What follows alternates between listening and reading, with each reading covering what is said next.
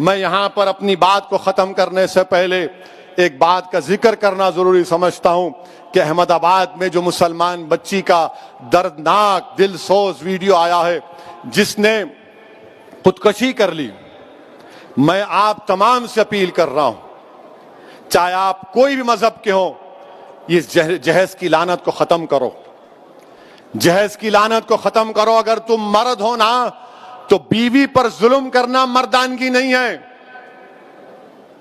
بیوی کو مارنا مردانگی نہیں ہے، بیوی سے پیسوں کا مطالبہ کرنا مردانگی نہیں ہے۔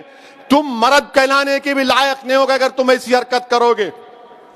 وہ معصوم بچی پر ظلم کیا گیا، وہ تنگ آ گئی جہیز کی لعنت کی، جہیز کا مطالبے پر، اس آدمی کے مارنے اور پیٹنے پر، اور اس نے اتنا بڑا اقدام کر لیا۔ شرم آنی چاہیے ان گھر والوں کو جنہوں نے ہماری اس بیٹی کو مجبور کیا۔ میں تو اللہ سے دعا کروں گی اللہ تم کو غارت کرے، تم لوگوں کو۔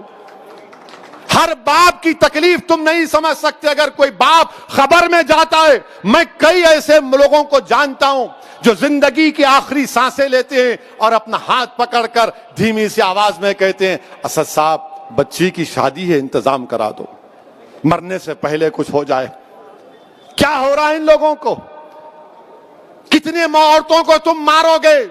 کیسے تم مرد ہو جو بچیوں کو مار رہے ہو، ان کی جانیں لے رہے ہو؟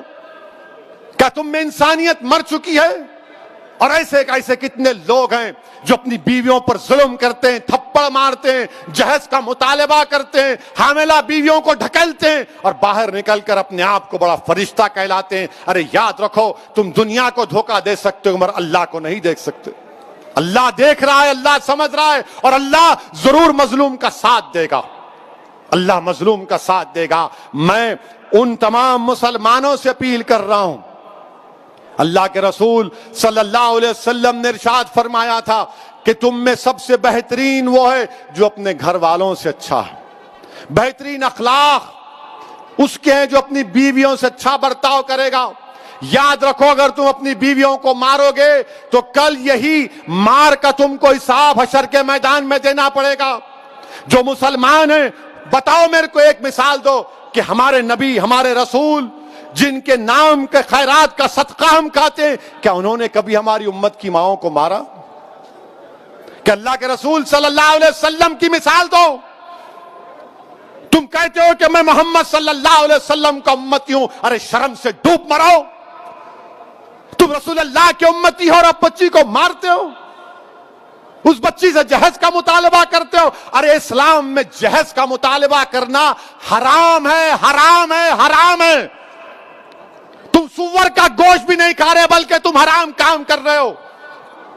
ختم کرو یہ جہیز کو۔ کیا لے کے جاؤ گے خبر میں؟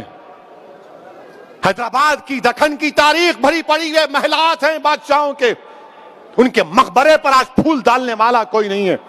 کیا لے کے جاؤ گے تم کسی بچی پر ظلم کر کے؟ کتنی دولت تم کو چاہیے؟ ظلم کرے اس بچی پر، تکلیف ہوتی ہے، شرمندگی ہوتی ہے۔